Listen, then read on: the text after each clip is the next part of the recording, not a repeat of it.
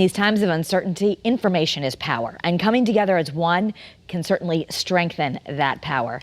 I am joined by Diana Berrent. She is the founder of Survivor Corps, and she herself is a survivor of COVID-19, and she started a website that others could be using to share information in an effort to beat this virus. Thank you for being with us. Thank you so much for having me on. I appreciate it. So, at one point, you had COVID-19, you had to self-isolate, and did you just have this idea, I want to create a website? Well, I had this idea. I just realized I remembered enough from 10th grade biology that I got this early on in early March. And so it's before we really knew much, but I remember just enough from 10th grade biology to realize that I would be coming out of this with antibodies. And in those antibodies, there would be answers. And so if we could mobilize an army of survivors. I might have been on the front end, but I knew that there were going to be thousands to follow, and obviously there have been.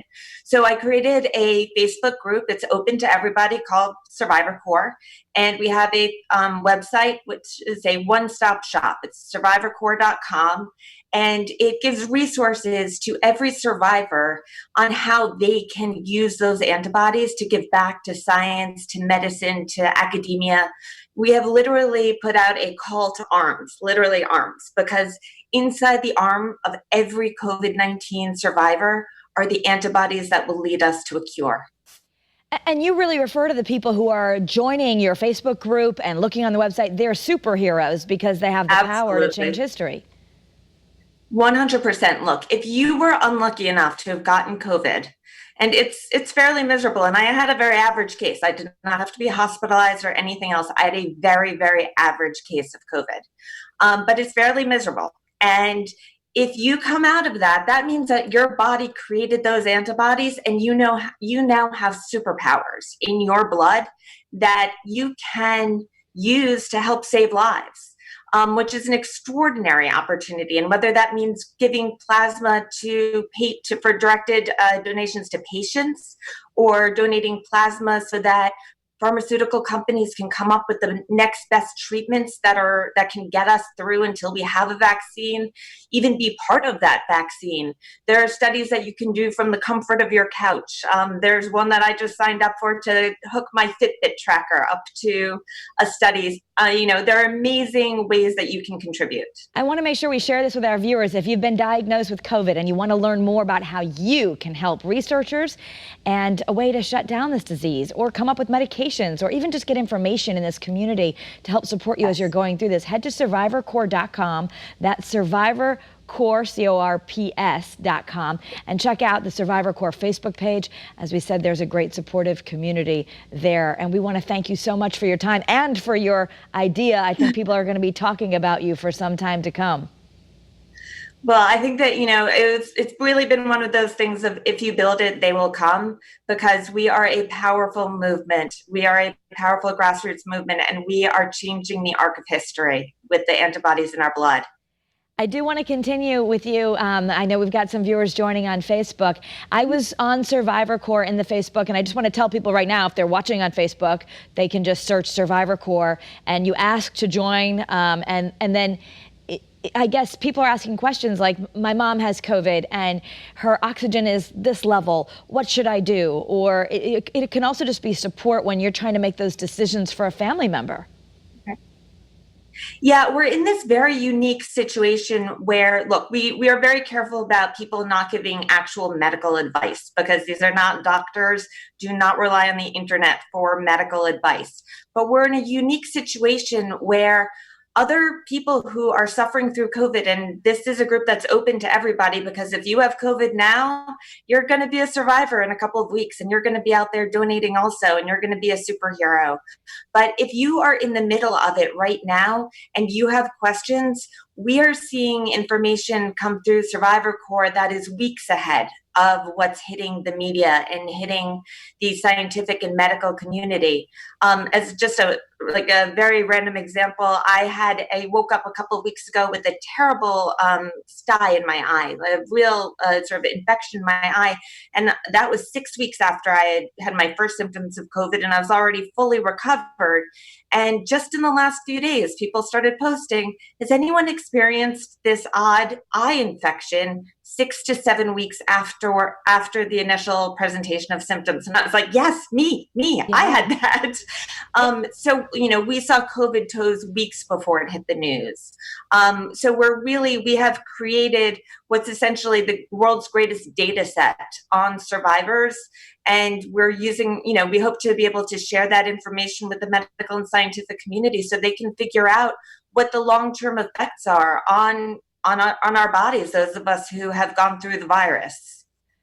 Right. And here in Connecticut, as we start to reopen, we're one of the last states to really reopen. Are you finding some information at all about what's happened in other states as they've reopened? We're seeing what everyone else is seeing in the news of, the numbers coming up, and we're also seeing members joining from other parts of the country. Our largest membership is from the tri-state area, for obvious reasons, because we got hit first. And so we have the most number of people who are on the other side. But we are starting to see many more members join from other parts of the country and from all around the world, actually. There's also, as you know, because you're on the internet, there are a lot of people on the internet who are upset, who are reading about conspiracy theories, who think that maybe this is all being inflated by the government. There's all kinds of different things that are not necessarily related to science. But what do you say as you have these now thousands of people who've come together who actually have the disease and are sharing Almost information? 50,000. Yeah, 50,000 people. So how do you answer the other part of the internet right now that's very angry that the world has even shifted a bit? That's not really our mission. We have a lot of amazing administrators in our group, and we make sure that conversations are based on science and based on verified sources. So if you make a statement of scientific fact or medical fact and it's not accompanied by a verified source, it gets taken down. And that's true for whatever side of the political spectrum you happen to lie on. So we have luckily not been much of a home for those conspiracy theorists. Right. And if they want to come spend some time in our group and see people's experiences, I think their minds might change a bit. Yeah. What are some of the things that you think, as our viewers are listening and you seem to get the news almost a little bit earlier because you're almost like a live science experiment of all these people who are experiencing it? Is there some new information you're starting to notice now, new symptoms, especially related to this mysterious children's disease that we do have a couple of cases of in Connecticut? Yeah, well, that one was actually seems to be being dealt with by the pediatric community very well. So that came up. It was shocking and it was scary. Look, both of my children had COVID. My husband had COVID. All four members of our family have had it, but they had both very mild cases. The pediatric medical community seems to have gotten right on that and educated their doctors as to the first signs. And so that does seem to be under control. There are so many mysteries, though, out there. So we are watching from a longitudinal perspective of what are people's experiences post-COVID. We're seeing a lot of inflammatory responses, almost like arthritic conditions. We're seeing people with heart issues. We're seeing people with kidney issues. I thought that I was crazy and that I felt like my vision had decreased, but then I started to see that so many other people were reporting the same. And so in the aggregate of information, we're looking at over 1 million posts that have been made in the 7 weeks since I started the group. We have this incredible source of information. So what I would say is, if you're experiencing things that seem out of the ordinary, join the group and go on and do a search, and you're going to find other people out there who are probably experiencing the same thing. And you can figure out whether it is, not everything is COVID. Some things are just seasonal allergies. Some things could just be another virus. It's not the only virus out there. And I understand why anyone would be paranoid in today's day and age of like any sniffle, any cough, is this COVID? And it might not be, but it is a tremendous wealth of resource. But the other piece of advice I would give to people is just expect this to take a little bit longer than your normal. This is not your average flu. your average flu, you get better, start to feel better on day 4 and a little bit better on day 5. And after a week, you're sort of back to yourself, maybe a few pounds under your normal weight, but you're in a little weaker, but you're there. This is much more of a one step forward, one step back. It's not a straight trajectory towards recovery. And so knowing that in advance and having a little bit more patience with the timeline is really, really important. And remember that the light at the end of the tunnel is that you're going to be able to give back to science and be part of the cure. You are going to be part of the solution. And we see people every day in the group counting down the days until they can donate their plasma and posting their donation selfies as a badge of honor. And that is so motivational. It's so beautiful to see. Also turning something that that could easily be seen as a stigma into something so powerfully motivating, and the opportunity to save lives. Yeah, and I know that this is just new, and so for people who are wondering about how to donate plasma, what is the latest on how far out you need to be and how you can do that? So I just actually went yesterday for my 6th plasma donation, and that does not include the whole blood that I've given to pharmaceutical companies and the various other studies that I've been a part of.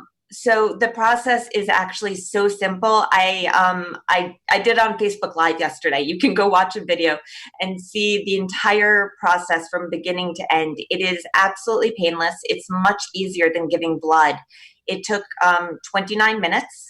And they just put a needle in your arm and they extract the blood. The blood is actually, I've learned, is made up of 2 different things: plasma, which is the sort of yellow watery substance, and the red and white blood cells, which is the red stuff that we think of as blood. The antibodies are in the plasma. So sitting next to you is this amazing futuristic centrifuge machine that literally separates out the blood from the plasma and gives you your red and white blood cells right back. So I remember giving blood and, feeling I was going to pass out afterwards and having to rest. I drove myself there and back an hour in each direction. It was totally painless. It is one of the most gratifying experiences that I could possibly describe. You'll see, you can watch the live video of me donating with an ear-to-ear grin on my face, because it is just such an amazing experience to know that you have in your power the ability to save lives. And I just want to remind people who maybe joined the feed late that we're speaking with Diana Berrent, and you're the founder of Survivor Corps. You don't pretend to be a doctor or a biologist, but here is the information right here. We're putting on our screen, survivorcorps.com. What you did do is you were a survivor of COVID yourself, an average case, as you say, and now you have some 50,000 people who are going through it. And I think it's remarkable because whenever something's wrong with us, the first thing we do is start Googling and try and find, well, what's this? What's that? Whether it be a very known disease like cancer, or even when women are trying to get pregnant, we're always going to the internet to get information. When I had COVID, which was in the middle of March, and I had horrible gastro issues, and I was so nauseated, I lost 12 pounds in 2 weeks, which I didn't think was physically possible for my body. And it took me to get to the 10th page of Google to find a report of 4 people in Wuhan who had reported gastro issues. And now it's a well-known, it's one of the main symptoms of COVID. So there's much more information out there, but there's still a disconnect between the 10 or so symptoms you'll see on the CDC website and coming to Survivor Corps and seeing the true 100+ symptoms that people are actually going through. So it's a tremendous resource, whether you're suffering now, whether you have a loved one who is suffering with COVID, or you're on the other side and you're ready to give back and ready to be part of that cure. There's been a lot of talk about Tom Hanks's blood being in the vaccine, but so could mine and so could yours. It's pretty incredible. It is pretty amazing that people have volunteered to do human trials of a vaccine, because it's not usually how we do things, but I know the world's trying to fast track it. That is amazing. Yeah. And, some people have asked, what is our last question before I let you go, why would people need plasma, or what's the latest on this? This is, I know we've done some interviews here in Hartford that people are starting to donate. It's still on the newer end of things, but you can donate. And that plasma then can be given to someone who's really struggling in the hospital. And in some cases, it's made the difference, right? So yes, so it has been used at this point really on a compassionate care basis. So used at the end of life when there doesn't seem to be many other options. And so there are amazing stories of it working. It's not to say that it's a panacea, that it's going to be the cure all, because we don't know until the studies are finished to know when is the appropriate time to give it. And it's probably much earlier in the viral cycle. So there are multiple ways of donating plasma, and an equally important method of donation is giving to the scientific community who are trying to create what's called a hyperimmune globulin product, which is a very fancy word of basically making a sauce reduction. So taking gallons and gallons of plasma and reducing it to just a really, really concentrated vial of antibodies that could be given as a shot. So if somebody is brought into the hospital with that they're serious enough that they have to be hospitalized, they can be given this boost of antibodies because their body didn't create the same antibody response as mine did. And it could keep them from having to go on a ventilator, to go down that path where you start seeing organ failure, and perhaps even being able to use it prophylactically, and giving it to people in high risk positions like frontline workers who are going to be exposed to a very high viral load. We really appreciate your time, and for those wherever they fall on their opinions of how things should be done politically, we want to encourage people. There's a lot of information from real people going through this right on your website and in your Facebook group, survivorcorps.com, or search Survivor Corps on Facebook. You can join the group and you can read a lot of this for yourselves. We really thank you for your time, Diana. Thank you so much for having me on. It's been a real pleasure, and stay safe out there in Connecticut. Thank you. You as well.